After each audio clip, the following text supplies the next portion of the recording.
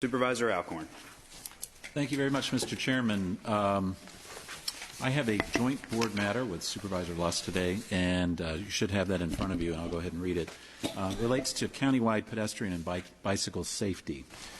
So, Mr. Chairman, today Supervisor Lusk and I are bringing to the board's attention a rather daunting and long-term challenge that has been an area of increasing focus during the past decade: how to make Fairfax County safer for pedestrians and bicyclists. The challenge of how far we still need to go is sobering, underscored by the tragic deaths of 2 pedestrians on Richmond Highway just during the past 3 weeks.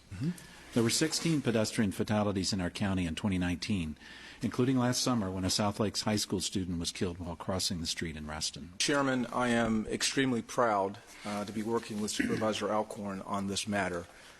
Given his chairmanship of the Transportation Committee and my position as chair of the Public Safety Committee, this is the perfect intersection for the two of us to work together to address a critical need in our community. As Supervisor Alcorn has stated, we've had 2 pedestrian fatalities on the historic Richmond Highway corridor since the new year. Over the past 5 years, 7% of all pedestrian-involved traffic injuries in our county occurred on the corridor, as well as 11% of all pedestrian-involved fatalities. There's no road in our county with as many injuries or fatalities. The data is clear.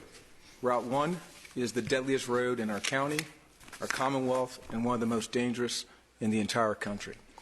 I'll be honest, Mr. Chairman, every time my phone rings and it's our local law enforcement informing me of another pedestrian-involved incident in Lee District, my heart breaks. The frequency with which I've taken those calls over my short term in office has been alarming. The status quo is something that neither myself nor my constituents can live with. I can't just blame the victim in this case. I need to figure out what we can do to help. And that's really the intent here. That's the purpose. That's the motivation. And I want to make sure we're doing everything we can to help these individuals.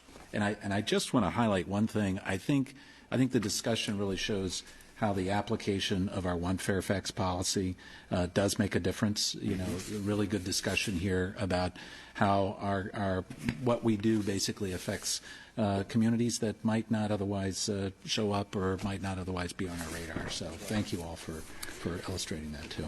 All those in favor, please say aye. Aye. Any opposed? That motion carries.